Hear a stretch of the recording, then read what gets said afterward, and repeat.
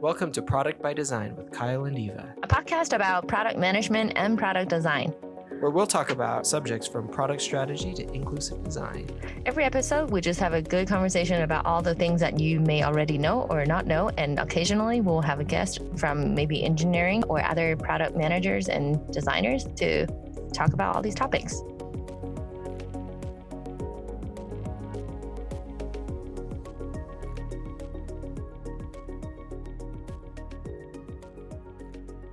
All right.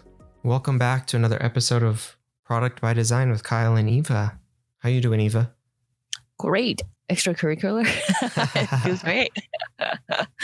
So yeah, good morning. Yeah. Welcome to Sunday brunch with Kyle and Eva. Indoor virtual brunch. Yeah, because it's outside is like walking on the surface of the sun, basically. Oh, that I thought you were talking about a pandemic, but yes, the earth is burning is also true. Yeah.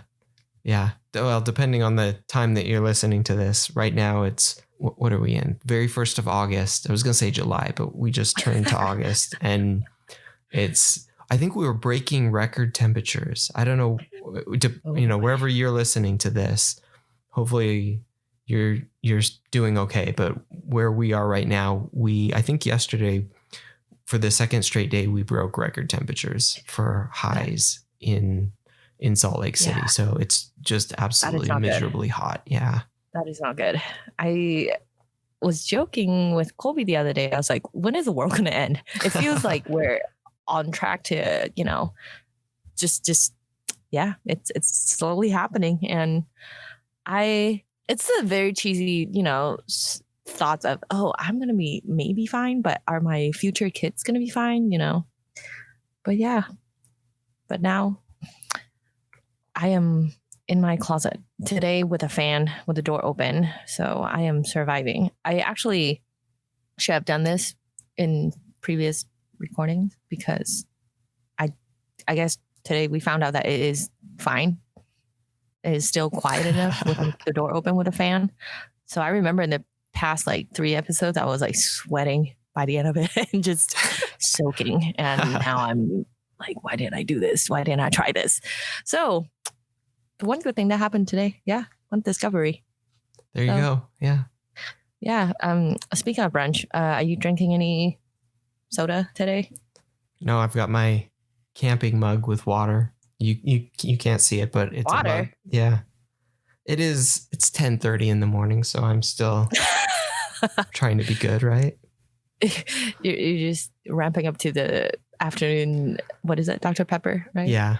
Well, the mid-morning Dr. Pepper. So we'll get there slowly. When we started our conversation, it was even earlier. So we've been pre-podcast chatting for a few minutes, and so it felt even too early to be entertaining soda at that point. So I do have a mug full of water, though nobody can confirm that because you can't see it. Yeah. Again, it's dark inside. I'm drinking a fancy homemade London Fog. And for y'all people that don't drink tea, it is a tea latte with Earl Grey. Because it is Sunday, I am going fancy and have time to actually make it. And very, very fancy today, very fancy. Guess. That sounds like the kind of tea that Captain Picard would drink. Who? Oh, yeah, Star Trek. Yeah. He was an Earl Grey tea drinker. I did not know that. Yeah. That was his thing. It was computer tea, Earl Grey hot, I think was. What? Yeah. You clearly were not a Star Trek watcher. Okay. To the same degree that I was. I would still, okay. I'm going to say something very, what is that word? Controversial? Okay. Yeah. Are you ready for this statement? I think so. In my personal opinion, top of my list, Battlestar Galactica, and then Star Trek, and then Star Wars. Okay. Maybe this is when I'm going to start getting tweets. We'll see. Yeah. Maybe we should just start saying super controversial things. I can respect that. I think Battlestar Galactica was great. I thought you were going to say something way more just prickly because you said, and then I could feel something coming, but No, that was very mild. I'm not going to hate on Battlestar Galactica. I still, that's a tough one. I'm still probably a Star Trek person over the other ones. Just I grew up on Star Trek, but I also grew up on Star Wars. So it's a tough one for me because I literally grew up watching every Star Trek series that there was. Wow. So like The Next Generation, Deep Space Nine, Star Trek, Enterprise. Let's see what were all the. I'm trying to remember all of the other ones. Yeah, you're gonna start getting tweets. I know. I feel like I've just set myself up for not remembering them. Voyager. I apologize that I'm forgetting them, but see, you could be cheating by Googling it right now because nobody can really see. And if I don't say anything, nobody would know. But those were the key ones that I for sure watched because definitely hardcore The Next Generation, then Enterprise, which loved, Voyager, Deep Space Nine, because I remember like we would literally come inside from playing like outside as kids so that we could watch. I remember watching like the series finale of Deep Space Nine. Oh, wow. I just absolutely loved it. Anyway, and people are like now calculating like your age. Yeah. But we also grew up hardcore Star Wars fans. We had like the recorded VHS off of, I think our uncle had recorded it off of like HBO. And so we would just wear those VHS recordings out, watching them. That was okay. Yeah. Major throwback, right? Yeah. Okay. So here's the thing. Here's another statement that I'm going to make. I suspect. So basically every American household has their own, choice of outer space series, right? Yeah.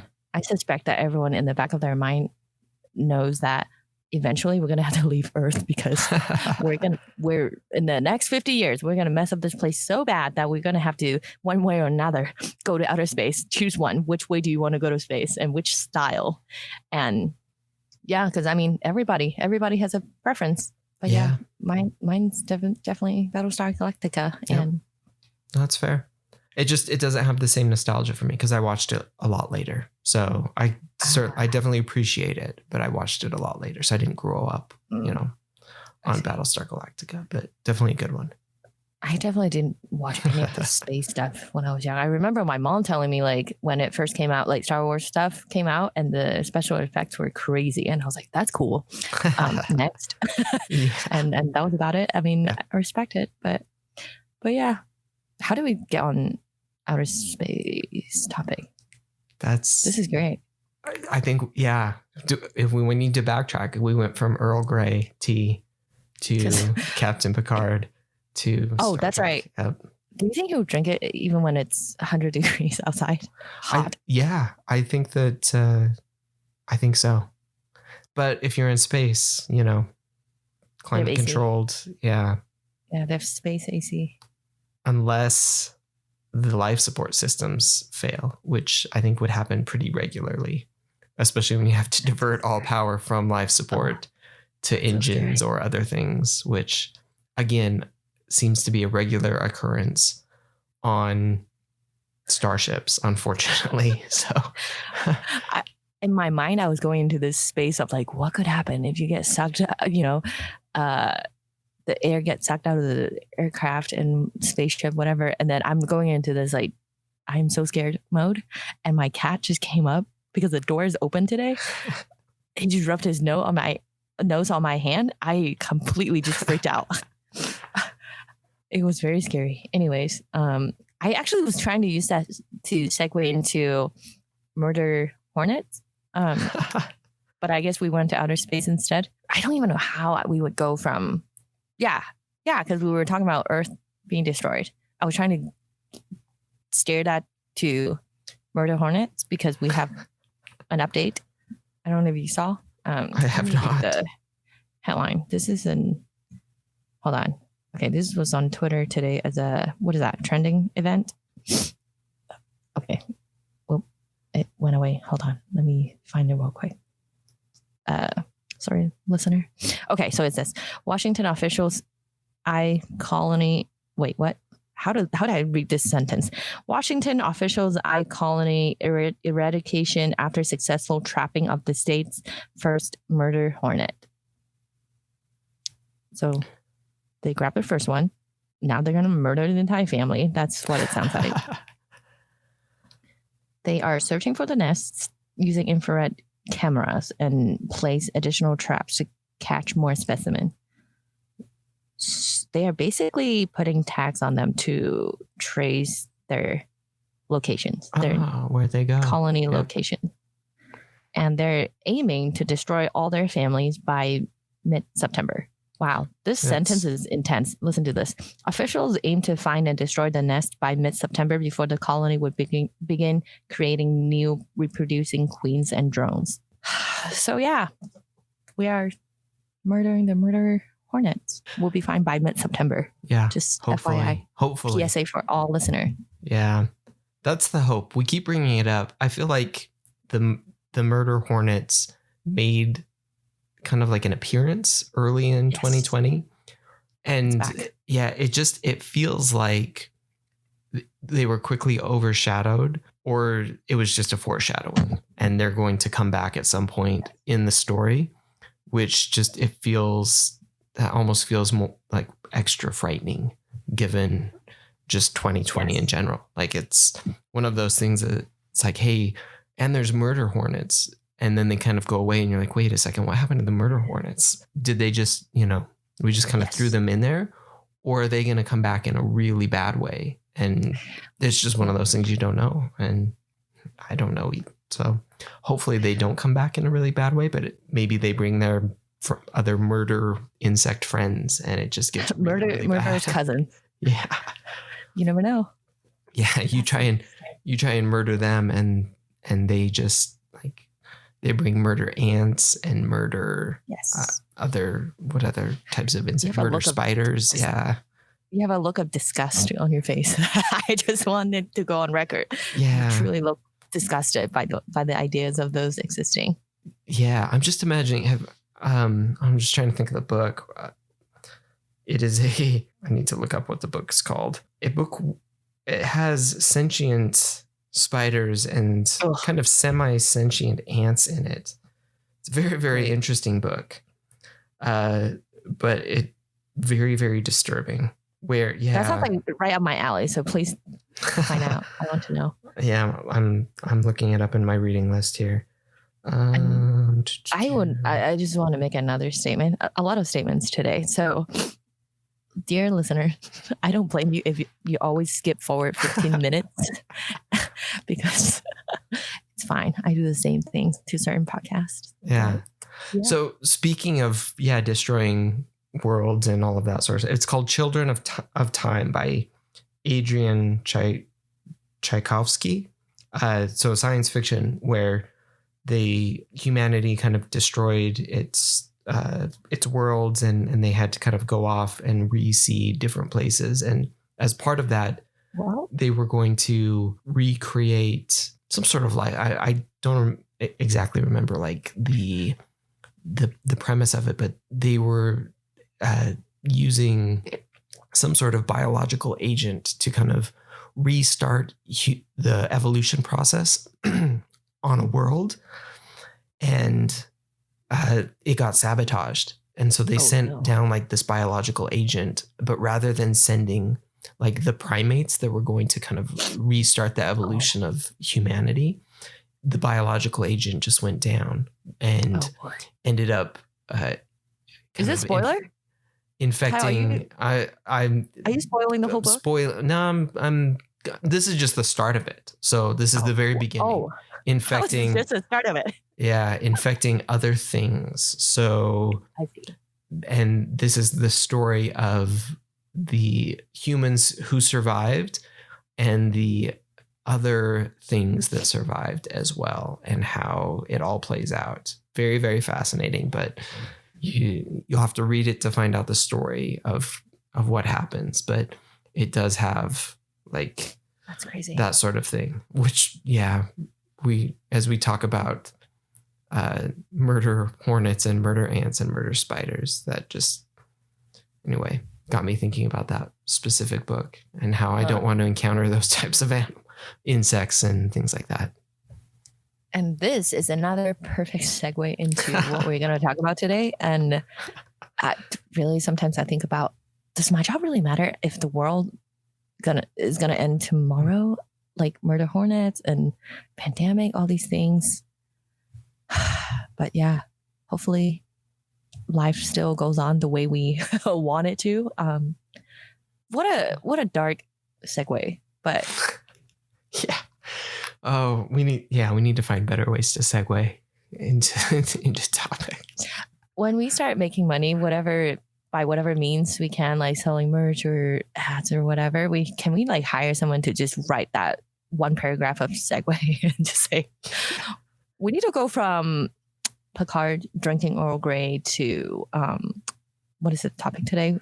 How are designers involved in product strategy? Like, can you just write that segue for us? Like, give us all what is that? You know how you play video games, there are different checkpoints and you eventually arrive at the castle where Mario rescues Princess Peach. Like, just give us the checkpoints of how can we take that detour and come back to it. Or if we just have some sort of sponsor, it would be nice to just segue into, and today's topic is brought to you by tea, Earl Grey hot.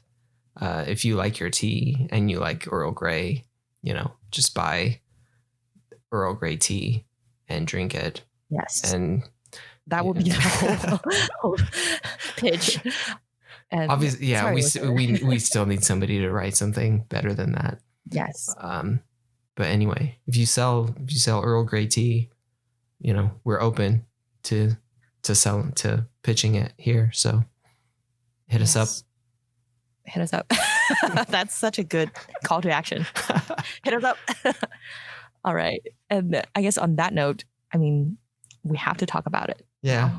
The topic of how are designers involved in strategy, or how involved are designers in product strategy, as I just checked the wording of the topic today. Yeah. How should we start? I just want to kind of start, I guess, from your perspective, since this is more in the court of product managers and initiating that process. What are your initial response to that? So when I think of kind of product strategy, so there's, I guess, a few ways to kind of break it down into its hierarchy to begin with. So, first off, and this isn't the only way or necessarily the exclusive way, but when we think of constructing a product strategy, I like to think of it as somewhat of a pyramid where we have, first off, we need to have a product vision. And, that's very much about, at its highest level, what are we doing? What strategically? Well, as a company, as a organization, where are we going? What are we doing? And, that has to be kind of across all divisions, all areas, and you have to have that vision if you're going to have a strategy that kind of aligns with it. So, that's kind of at the very point. That has to be, really at a leadership level from my perspective. Mm-hmm. So, getting down into kind of the next level is the product strategy. So, what is our product strategy?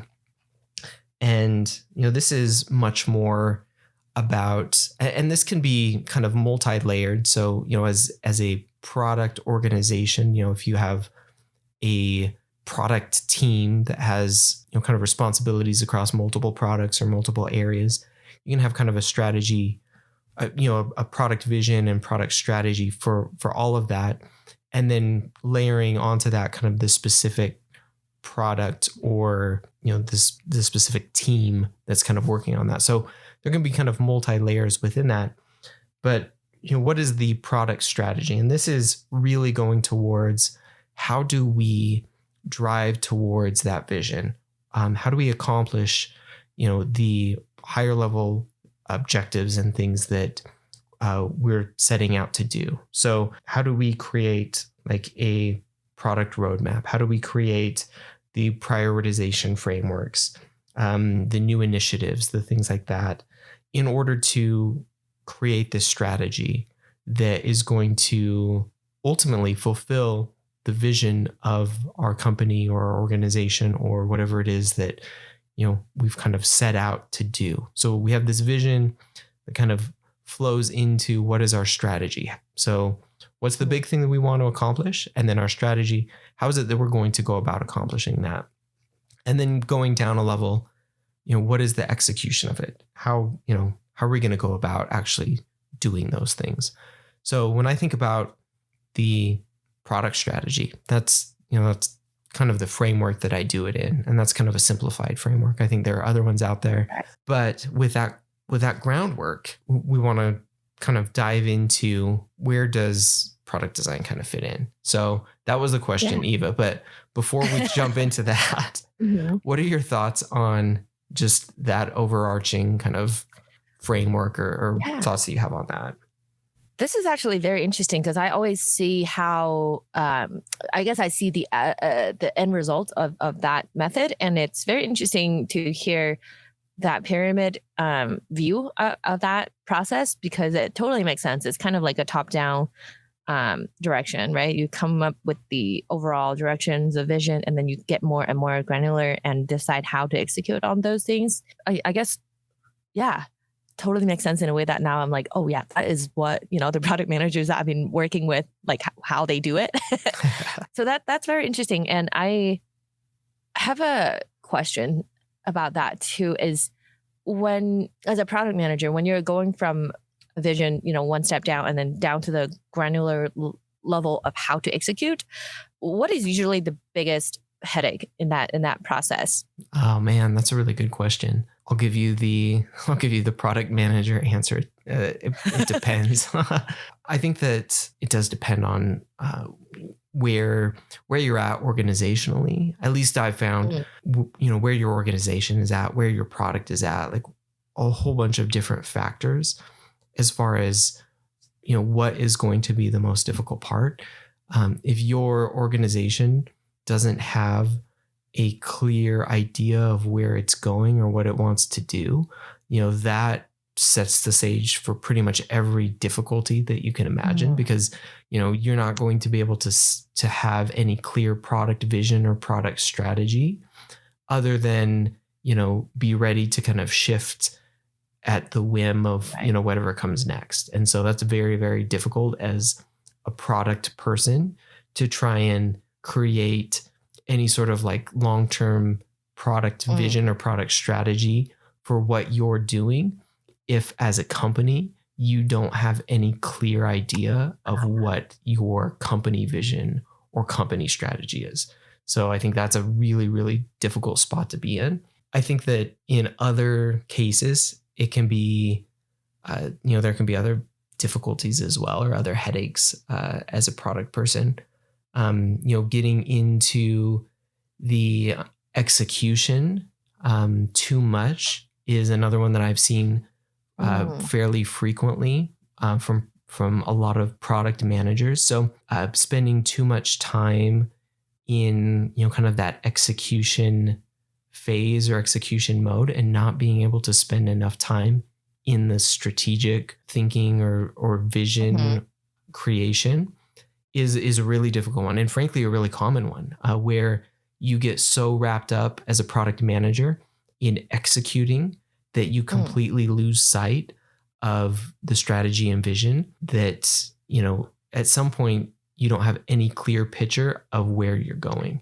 You're doing great executing on, what you had kind of laid out, or possibly what was laid out for you, and delivering on things. But at some point, kind of the runway runs out, and you have to kind of pause and say, okay, where are we going next? We've been delivering and doing awesome at that, but we don't have any clear picture now of where we're going to go. Right. That's a really easy one to get into, because delivering it's very measurable. It's very apparent when you're delivering on things. and, creating a strategy and a roadmap and all of those things, they're very, very important, but they don't have the same weight as delivering consistently on, new features or new code or new things like that. And so being pulled constantly in the direction of we need to execute, we need to get things out is a very, very easy thing to fall into as a product manager as well. So those are some that come to mind very, very readily. I'm sure there are lots of other ones that folks will have or that come to mind for product managers as they're thinking about their main headaches, but those are two that come first to my mind. Any that you've seen or that you would have suspected there? Oh, I mean, I really just feel for the two situations that you mentioned. First is the lack of vision and not knowing where to go, and the second scenario being the getting too caught up in the ground level, execution. Like, I think the second one probably is something that I've witnessed more up close and personal, because that's where I feel like as a project designer I'm involved more. I know that we have talked about the idea like you shouldn't be falling in love with the solutions, but you have to fall in love with, the problem first as a, product person, right?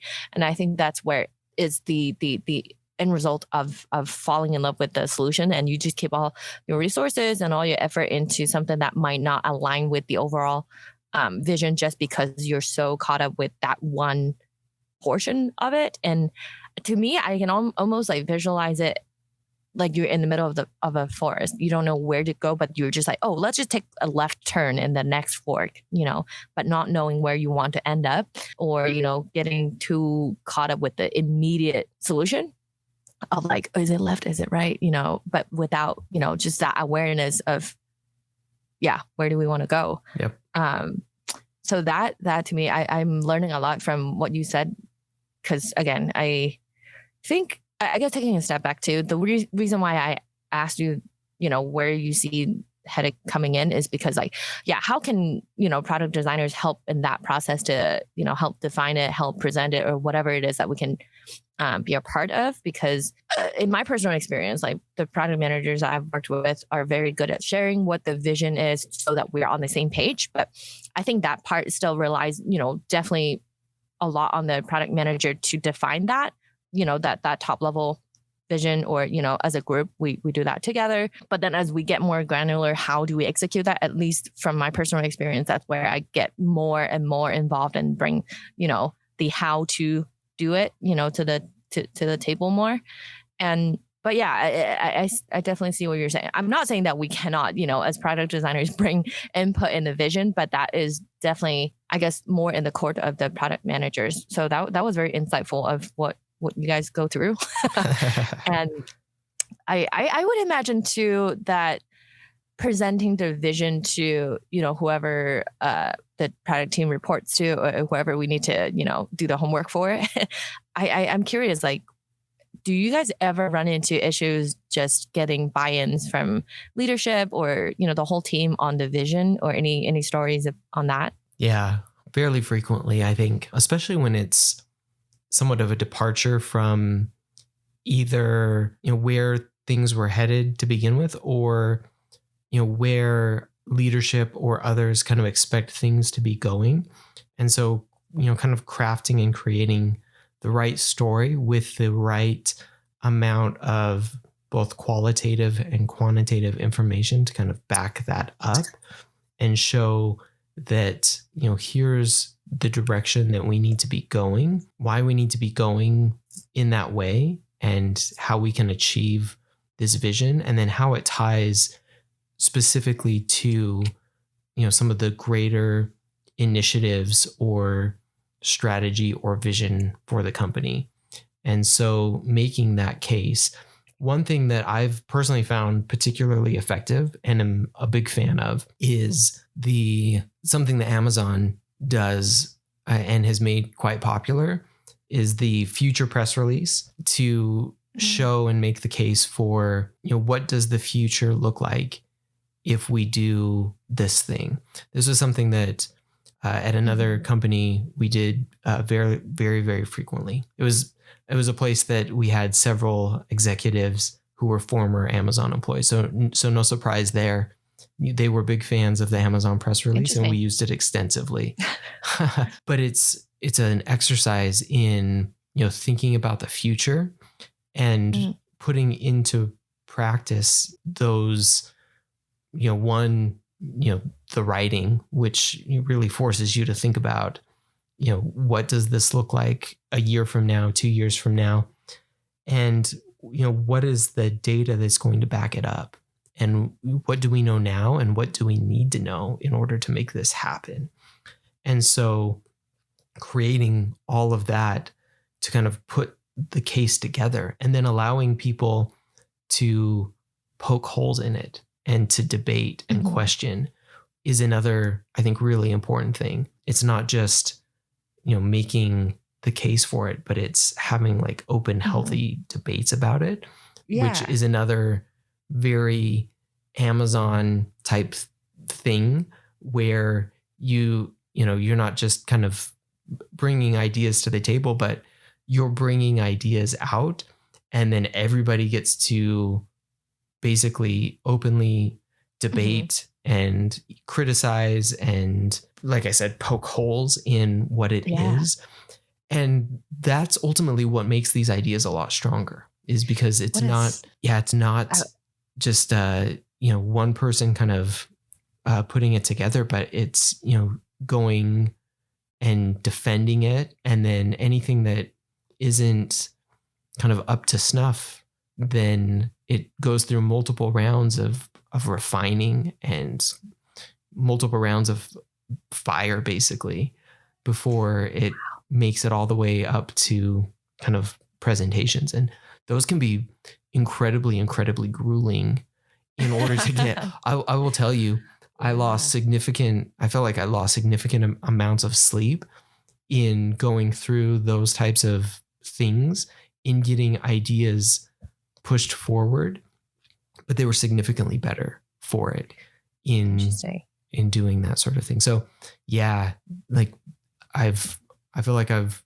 gone the rounds in those, in getting ideas kind of pushed forward, but I think it's a great system for doing it. I can't say specifically how Amazon does it, but I know that that's the way that we did it in kind of an Amazon fashion, and the way that we've had done it in some other places as well that were, I'd say, very open and somewhat in your face as well. Yeah. So it's those kinds of debates and things like that I think bring out really, really great ideas and great thought process. Yeah. Great results.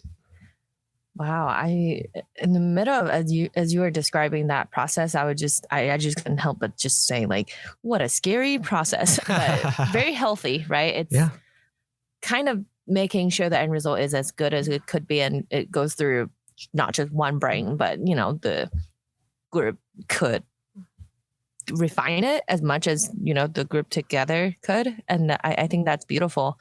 And I mean, that practice, I think, not just for product managers, I think everyone should adopt that in one way or another. I mean, that's why in my world, we do design review and kind of go through these thinking and just kind of vet the idea or the execution out before we present it. As I think doesn't matter what we do, there are always other people that rely on us to deliver, our responsibility in a way that is, I guess, buttoned up.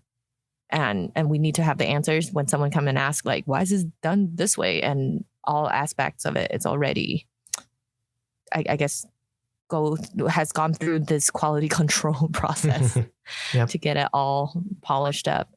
That's really cool. And that process too, and bringing it back to our topic of, like, how can product designers help? And the one point, tell me what you think of this. And I really think that user research and helping to put some of that data behind the vision, behind the execution from the research or testing, angle really strengthen the vision, or making sure we're kind of like what you always say, building the right thing, building the things that user actually want or need is very, very important. And is there other ways that you see, or maybe little bit in those areas so that the designers can help, or any UI UX people can help in that process? I think those are probably some of the most important ways. So ensuring that there's a solid understanding of the user and the needs there, what's going on in their lives, what's going on with their problems, also just in the environment. So to some extent, that could be even some market research, that's starting to get into both, not necessarily like UX and product design, starting to get into more of like product management sphere. But, again, depending on, how you're defining roles on your team and where things are falling, a good collaboration between, product managers and product designers in just understanding the environment and helping to ensure that we have a good understanding of what's happening and why it's happening, and that we know where we're going to go in the future, so that we're not getting off track and we're not solving the wrong problems or trying to solve less than optimal problems or doing it in less than optimal ways. So I think that those for me are the real keys, is just developing that really good core understanding and making sure that we're just continually informed as a product team. Also, again, kind of like you mentioned, informing those decisions with a lot of the research and data, quantitative and qualitative, as we go, so that we are continually refining that vision and strategy for what the product is and what it should be in the future, because that is going to be an ever evolving thing, and making sure that it is evolving and that we're not kind of setting a vision and a strategy and a roadmap and then forgetting about it, or kind of executing on it for the next year without ever revisiting our assumptions, because that is how we get off track really, really fast. Or maybe not really fast, but that's how we get off track over the course of a year, is we set the vision and strategy and roadmap, and then we execute on it for a year, and we look back and realize that we may have been on target in the first month or two, but then really started to veer off over the next, 10 months. And maybe not dramatically, but the user needs started to shift, or the market started to shift. Things just started to shift, and we weren't paying attention like we should have been, and we weren't informed like we should have been. And we got into that execution and, weren't paying attention as much to the strategy and the vision like we should have been. And it didn't inform ourselves like we should have. I mean, talking about like things changing, right? It's all the external factors, like there's a pandemic. How do people use your product is going to change depending on who you are. And even just think about my own experience, like how I use Grubhub, DoorDash is very different than how I used it before. And because it definitely changed in a way that I use it maybe 3 times a week versus before it was like once in a while, we're going to get something nice. And it's more of a staycation during the weekend type of feeling. So that's very interesting. And there was 500 things that just happened, but I think that bang that you did just knocked it out of my brain. That's my excuse. So that's very interesting. And I can only imagine, like, by having those data to inform decisions, we are able to then also measure the outcome of the execution. Because I don't think you can say like, oh, okay, here's the vision. We don't look at what we have done, how that have, contribute to that vision a year later, right? We have to have checkpoints and along the way. And I think having those data, at the beginning of the journey, when we set the vision and commit to it and say, okay, these are the qualitative and quantitative checkpoints. So halfway through, or, in a quarter, like how do we measure that and say, have we made any progress? And having those metrics, I think definitely, it's not like a nice to have, it's a must have to understand, does this vision still stick? Considering, again, using 2020 as an example. The world's changing, right?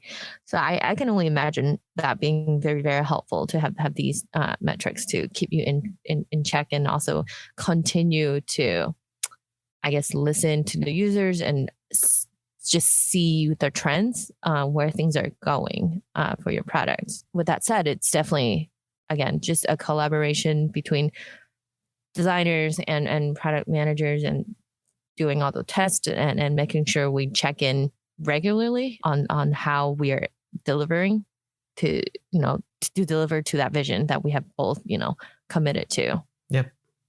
Right. Exactly. Yeah. And is there anything else that you think, like a product designer or in any ways that we can help to, I guess, help us all to stick to the plan or even maximize the execution, the outcome? It's a good question. I think we've covered a bunch of the most important ways.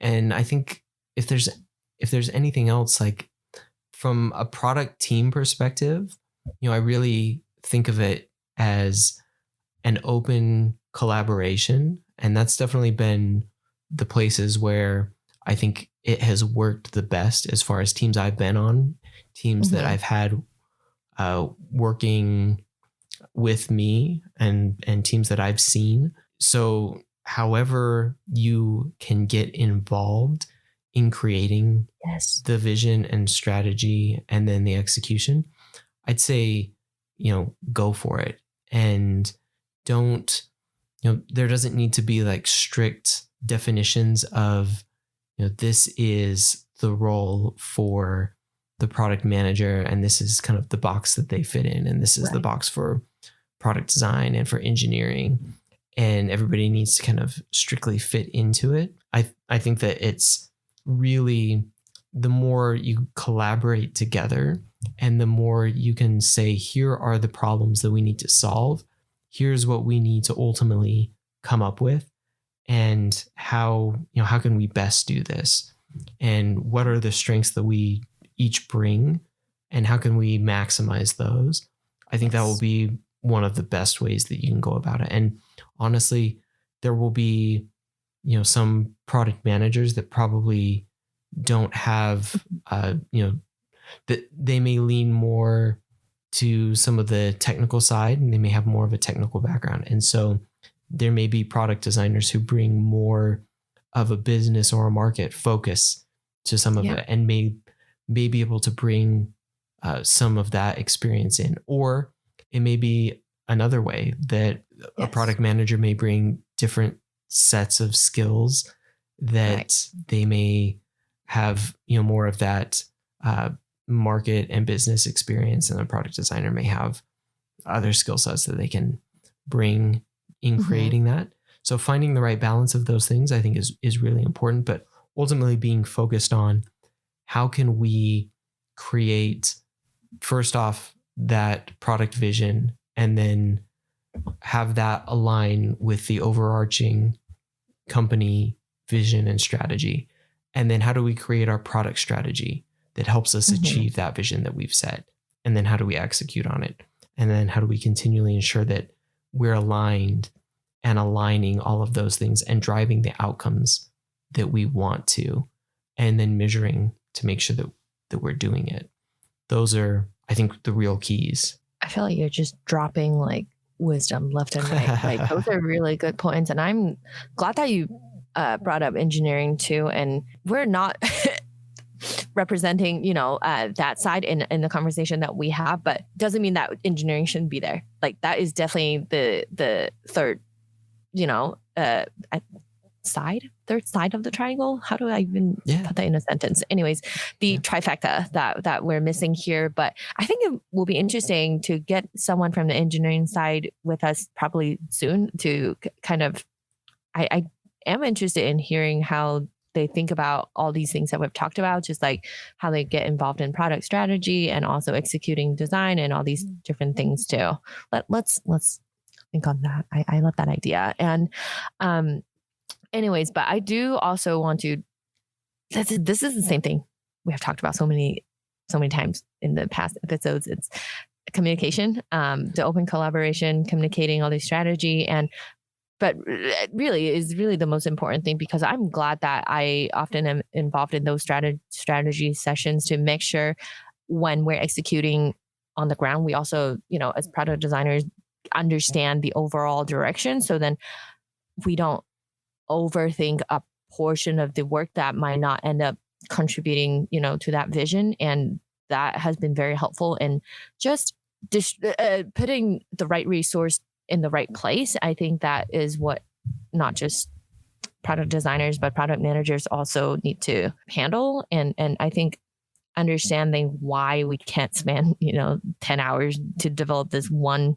thing that might sit more in the peripherals of the vision versus something else that is more important, like totally makes sense. And in the past, like we have always done those discussions, with product designers and engineering and product managers together, kind of go through that process you mentioned earlier of vetting through the idea, making sure the architecture fits to that vision, and resources, timeline, everything needs to align. And I think that really is where the strength of a product manager, comes in, right? It's the ability to take all these factors into account and coming up with the best plan to, move forward, and how we present it, visions. And some of the best product managers I've worked with are always able to present a plan with the visions and all these external factors, internal factors already put into, a plan to explain how to execute and why we want to execute the way we do, and to present to the stakeholders. And I feel like those are some of the best, vetted, buttoned up vision / plans to execute that I've seen. And so, yeah. And I just, I love everything that you have mentioned on how to make sure everyone's involved and that collaboration, it's all there. So the end of my thought. Cool. Good. Is this the end of the discussion? I think so. Yeah, I think we covered a lot of grounds, and how and the what and the why. I definitely am interested in hearing what people go through, because I think the headaches that you talked about at the very beginning are very probably universal to a lot of product managers.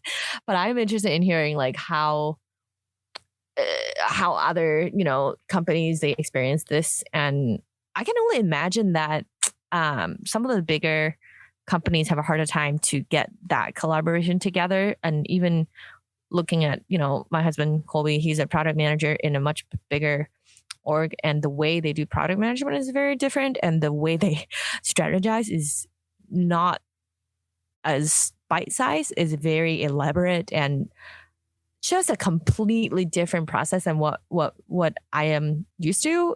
That is very much like, hey, let's talk about this, and have a very instant, back and forth, instead of like, oh, everything is more down on paper. There is an exact process.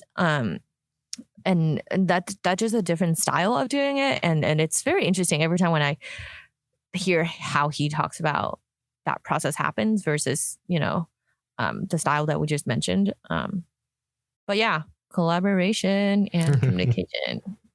Yep, exactly. So the shout out and gripe zone to wrap it up.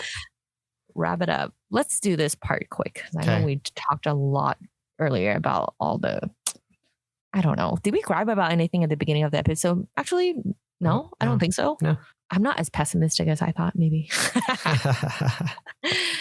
But do you want to go first? Sure.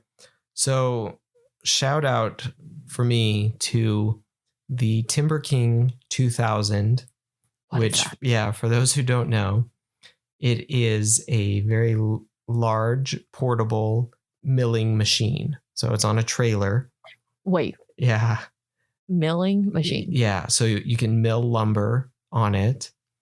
You can take a log, basically, put it on it, and cut the log down into boards and do that. What? Yes. It's amazing. And we did this, it's been, I guess a week and a half ago now or so.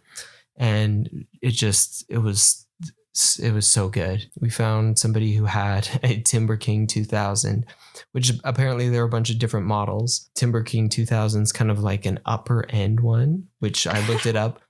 Super expensive. I would absolutely buy one because I want one now, but very, very expensive. I'm looking this up right now. Yeah, so I definitely could not justify the purchase of a Timberking 2000. But Timberking, if you're out there and you want to throw some sponsorship this way, we'll throw one more Timberking 2000 on there. Anyway. Okay, what's the model that you have? We use the Timberking 2000. Wait, what? Yeah. Anyway, but yeah, my parents, they had to cut down a tree. And so we saved a whole bunch of the logs and we milled them. So we had a whole bunch of longer pieces from the tree and we cut them into long boards. And so now we're going to use them to make just a bunch of stuff. So super excited, but it's basically, so it's got a blade on it and you can put really big boards into it. And it's kind of like a bandsaw, but that lays flat. And you can just cut logs down to whatever width and size that you want them. And so we cut a whole bunch of them. And it was amazing. I had originally thought about doing, if there's anybody out there who's seen like chainsaw milling, where you like take a chainsaw and like cut the logs with a chainsaw, that's what we were looking at doing, but that's just a ton more work. So we were very, very happy to find somebody who has a portable mill that they were able to come and we were able to put all of the logs up there and do the milling. So it was really good. Anyway, there are less expensive portable mills out there, as I was looking them up just to see, starting in like I think you can get like a really basic one for like $3,000 and then like one on a trailer for like $10,000. And then they go up quickly to like $70,000 if you want like a nice one with like hydraulics and everything. Anyway, if you're doing a lot of milling though, I guess it's a cool way to do it. Take it around, do milling and stuff. But yeah, I'm been doing a lot of woodworking and stuff, and I just finished building a maple dining table a little bit ago. And so this was a maple tree that we had milled. So going to be doing some more woodwork with the maple tree. Wow. This is so out of the left field that I did not see this coming. Because when you first started talking about Timberking, I was going back to the episode where you brought up grinding flour. Is that what you guys were doing? Like, is that what is that process called? Milling flour. Yeah. That's what I was thinking. Yep. I thought that's what you were talking about. And then I was like, Timberking, like that doesn't sound flour related. And the second I looked at it, I was like, this is definitely not even remotely close to what I was thinking. And I encourage everyone to look up Timberking 2000, because even when you mentioned portable, I was not thinking a giant thing that has basically a ladder looking, conveyor belt thing you can roll the wood across, right? Oh yeah. It's on hydraulics too. So like you roll the log over to it, and then it's got like the hydraulic arm that lifts it up, which is good because I mean some of the logs that we had were super heavy. Like just even rolling them was almost more than we could do. So, but you have to understand when you say portable, I was thinking like a KitchenAid size. Oh yeah, not portable in that way. Like portable in that it's a trailer that you hook up to a truck, and that's the portability of it. Oh wow! Like when you didn't mention trailer, but I was also still thinking like a bigger KitchenAid. But here's the thing: I was not in the same realm of the world that you're in. Like this is so cool, but portable. There needs to be a better word. I mean, it is portable. What is the definition of portable? When you're talking about a mill, I guess anything that can move off site, because for a mill where you're actually milling lumber, most of them you have to actually take the lumber to the mill, which was we weren't excited about that prospect, just given the number of logs we would have had to have rented a trailer and then somehow gotten the logs onto the trailer, which probably would have meant we would have had to have rented some sort of machine to like actually lift up the logs and put them on the trailer. So anyway, it would have been a whole big thing, which we were not prepared for. So anyway, the portable mill was the answer, which around here, there's just not a ton of, unfortunately.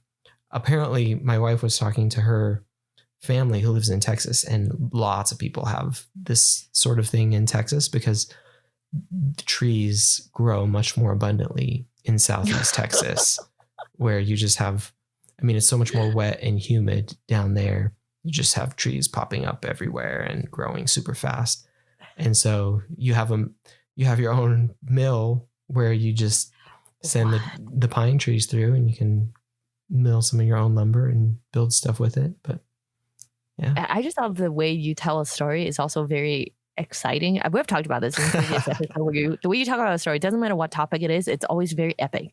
And the punchline like that really hit me just now when you were telling the story was like, we just milled some trees. Like, I can't remember how you said it, but it was just very, very, very nice the way you told that story. So thank you. And I grew up in Hong Kong, so this is not the side of the living that I just, this is a very, very, very endearing modern day story to me because I love that process. I love the portability of that mill.